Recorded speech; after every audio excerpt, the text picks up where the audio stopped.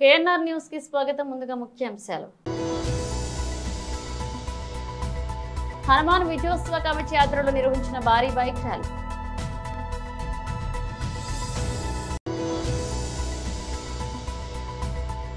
Gajuwaka MLA TDP రాష్ట్ర అధ్యక్షుడు పల్లా శ్రీనివాసరావుని కలిసి వినతి పత్రం అందజేశారు.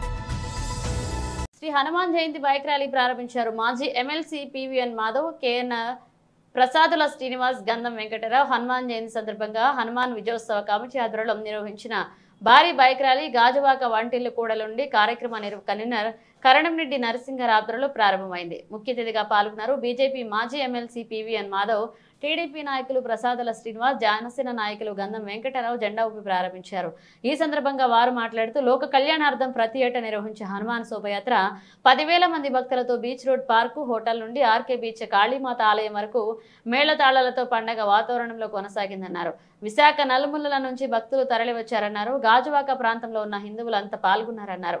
ఈ కార్యక్రమంలో నాయకులు కృష్ణంరాజు, గూటూరు శంకర్రావు, పొలిమేర శ్రీనివాసరావు, నాగేశ్వరరావు, సిరసపల్లి నూకరాజు, బోండా ఏలాజీరావు, వాసు, ముసలయ్య, సంతోష్ పాల్గొన్నారు.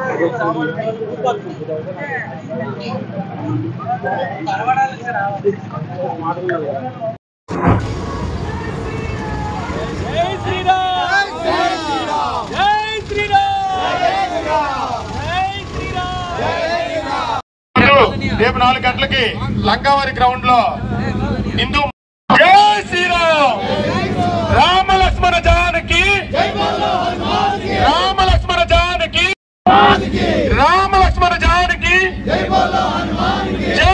శ్రీరామ్, జై శ్రీరామ్.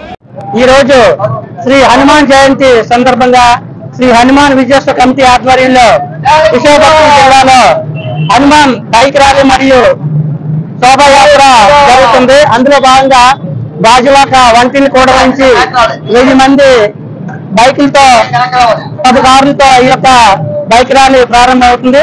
ఇది BHPV, NAD, Maddilapalem, VIP road మీదుగా మన ఆంధ్ర యూనివర్సిటీ గ్రౌండ్స్ వరకు వెళ్ళి అక్కడ పార్కింగ్ చేసే వెహికల్స్ అన్ని పార్క్ హోటల్ నుంచి సాయంత్రం 5 గంటలకి శోభాయాత్ర పాదయాత్ర ప్రారంభమవుతుంది. పల్లకీళ్ళ స్వామివారిని ఊరేగిస్తూ మనకి కాళీమాత టెంపుల్ వరకు ఆర్కే బీచ్ వరకు ఈ యొక్క మహా ఆర్తి కార్యక్రమం పూర్తవుతుంది. నిజంగా మన హిందువులుగా పుట్టడం మనందరి ధర్మం, మనందరి చాలా సంతోషం. ప్రధానమంత్రి శ్రీ నరేంద్ర మోదీ గారి నాయకత్వంలో మరి భారతీయులంటే ప్రపంచవ్యాప్తంగా చూస్తున్న ఎంత గౌరవం పెరిగింది. భారతదేశం విశ్వగురువుగా ఎదగబోతుంది. మరి ఈ కార్యక్రమంలో పాల్గొన్నటువంటి జనసేన, బీజేపీ, టీడీపీ, వివిధ పార్టీల నాయకులందరికీ కూడా విశ్వ హిందూ పరిషత్, బజరంగ దళ్, ఆర్ఎస్ఎస్, అదేవిధంగా బిఎంఎస్ అందరూ పాల్గొన్నారు. వారందరికీ పేరు పేరున ధన్యవాదాలు తెలియజేస్తారు. ముఖ్యంగా హనుమత్ జయంతి సందర్భంగా మొత్తం హిందూ చైతన్యాన్ని, ముఖ్యంగా ఆంజనేయ స్వామి యొక్క ధైర్యం, స్థైర్యం, శక్తి ఈ దేశానికి కావాలని చెప్పి, ఈ దేశం అన్ని దిక్కులా ముందుకు వెళ్లాలని చెప్పి, ఒక శక్తిశాలి భారత్ గా ఆవిర్భవించాలని చెప్పి ఈ యొక్క శక్తి ప్రదర్శనలో భాగంగా హనుమత్ జయంతి యొక్క విజయోత్సవ ర్యాలీలు మొత్తం దేశవ్యాప్తంగా జరుగుతున్నాయి. ఇవాళ విశాఖపట్నంలో కూడా అన్ని ప్రాంతాల నుంచి పెద్ద ఎత్తున హనుమత్ భక్తులందరూ కలిసి పెద్ద ఎత్తున ర్యాలీలు వెళ్ళడం జరుగుతుంది. ముఖ్యంగా మన పార్క్ హోటల్ దగ్గర నుంచి ఆర్కే బీచ్ వరకు ర్యాలీ ఉండబోతుంది. మొత్తం కాషాయమయంగా మొత్తం విశాఖపట్నం మారబోతుంది. ఈ యొక్క శోభాయాత్రలో పెద్ద ఎత్తున స్వామీజీలు కూడా పాల్గొనబోతున్నారు. ఈ దేశం సనాతన భారతదేశం.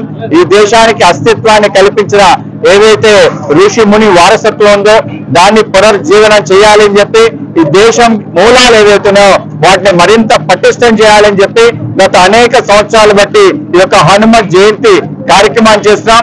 మొత్తం యావత్ హిందూ బంధువులందరూ కూడా పెద్ద ఎత్తున పాల్గొనడంతో పాటు మరొకసారి తన జాతి తన ధర్మాన్ని దేశం పైన పునరంకితం కావడానికి ఈ యొక్క హనుమత్ జయంతి యాత్రలు పెద్ద ఎత్తున ఉపయోగపడతాయి.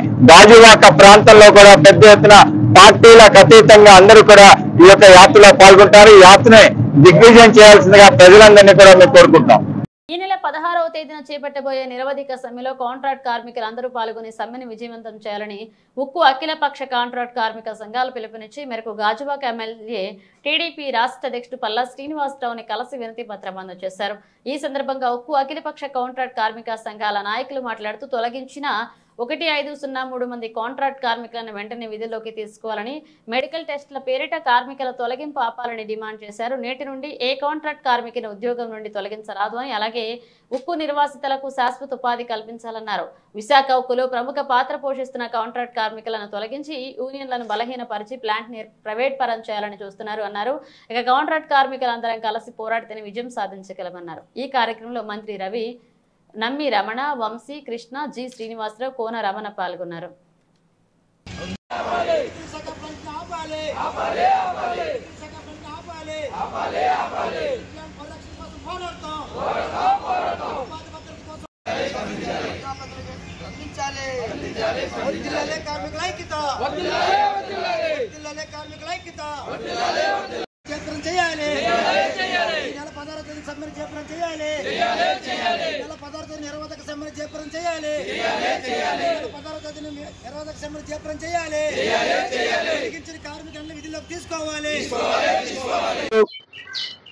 పాతగోసం జంక్షన్ లో సమ్మె పోస్టర్ ఆవిష్కరించడం జరిగింది.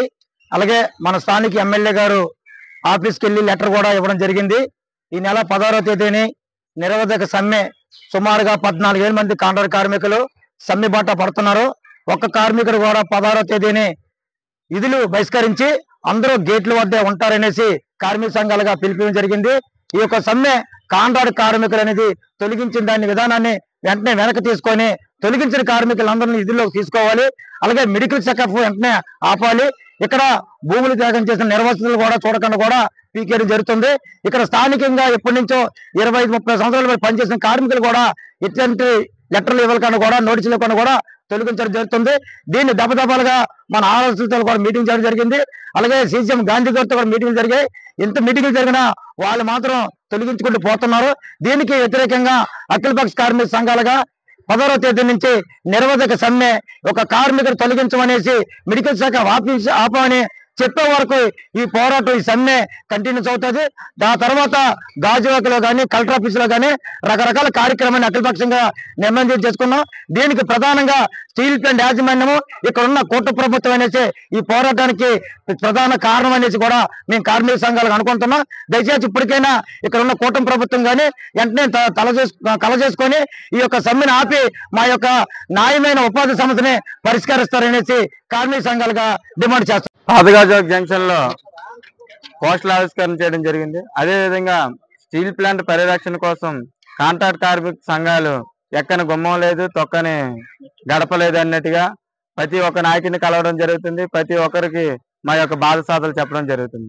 స్టీల్ ప్లాంట్ లో కాంట్రాక్ట్ కార్మికులు లేకపోతే ఏ విధంగా స్టీల్ ప్లాంట్ ని వినియోగిస్తారు, ఏ విధంగా స్టీల్ ప్లాంట్ ముందుకు నడిపిస్తారు అనేది మా యొక్క ప్రశ్న. మా ప్రశ్నకి సమాధానం దొరికే వరకు, కాంట్రాక్ట్ కార్మికులు విధుల్లో తొలగించకుండా విధులు కొనసాగించే వరకు, ఏ కాంట్రాక్ట్ కార్మికుడిని కూడా మెడికల్ చెకప్ తో పక్కతో పట్టించకుండా తీయకుండా ఉండే వరకు కూడా మా సమ్మె అనేది చేయడం జరుగుతుంది. 16వ తారీఖుని రిలేగా సమ్మె చేస్తున్నాం. ఈ సమ్మెకి కార్మికులే పదం ముందుకేస్తూ వాళ్ళ యొక్క అడుగులతోనే రేపటి నుండి మేము సమ్మె జయప్రదం చేస్తామని చెప్పి కార్మికుల నోటంటే చెప్పడం జరుగుతుంది. ఈ కార్మికుల కోసం కాంట్రాక్ట్ కార్మికుల నాయకులుగా మేము ఉండి వాళ్ళకి అన్యాయం జరగకుండా మేము చేయాల్సిన ప్రయత్నం అంతా మేము చేస్తామని చెప్పి వాళ్ళకి మాట్లాడడం జరుగుతుంది. ఈ రోజు మేనేజ్మెంట్ దొడ్డిదోనో తొందరపాటుతోనో ప్యాకేజీ పేరు చెప్తూ కాంట్రాక్ట్ కార్మికులు తొలగించిన ప్రయత్నం చేస్తుంది. ఈ కాంట్రాక్ట్ కార్మికులు తొలగించే ప్రయత్నాన్ని విరమించుకునే వారు కూడా 16వ తారీఖున సమ్మెను మటుకు కొనసాగిస్తూనే ఉంటామని చెప్పేసి తెలియజేస్తూ సెలవులో పనిచేస్తున్నటువంటి కాంట్రాక్ట్ కార్మికుల్ని ఎటువంటి నోటీసులు కానీ తెలియపరచకుండా సుమారు 1503 మంది కార్మికుల్ని అక్రమంగా తొలగించడం జరిగింది. దీనికి వ్యతిరేకంగా అఖిలపక్ష కాంట్రాక్ట్ కార్మిక సంఘాలన్నీ కలిపి యాజమాన్యంతో మరియు ఆర్ఎల్సీ గారితో సమావేశాలు జరిగాయి. ఆ సమావేశాల్లో కూడా ఒక కమిటీ వేసి ఎవరిని కూడా తొలగించకూడదని చెప్పేసి అని ఆర్ఎల్సీ గారు కూడా చెప్పడం జరిగింది. కానీ ప్రతిరోజు కూడా 100 నుంచి 150 మంది చొప్పున ఇప్పటికీ 1503 మంది కార్మికుల్ని గత 30-40 సంవత్సరాలు బట్టి పనిచేస్తున్న కార్మికుల్ని అక్రమంగా తొలగించడం జరిగింది.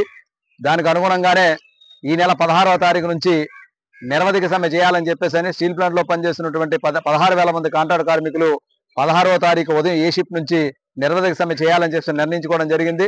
ఎందుకంటే ఈ 1500 కార్మికుల్ని వెంటనే విధుల్లో తీసుకోవాలని, అదేవిధంగా ఏదైతే మెడికల్ చెకప్లు చేస్తున్నారో మెడికల్ చెకప్ల పేరుతో కూడా తొలగించడం జరుగుతుంది.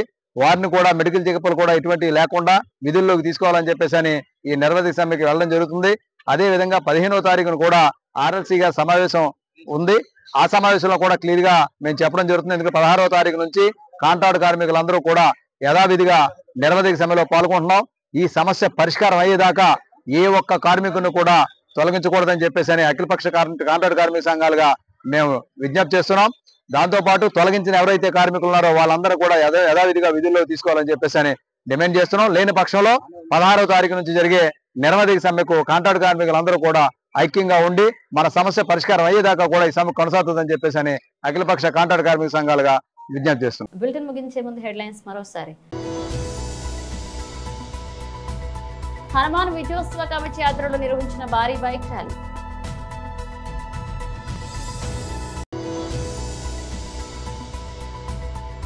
గాజువాక ఎమ్మెల్యే టీడీపీ రాష్ట్ర అధ్యక్షుడు పల్లా శ్రీనివాసరావుని కలిసి వినతి పత్రం అందజేశారు.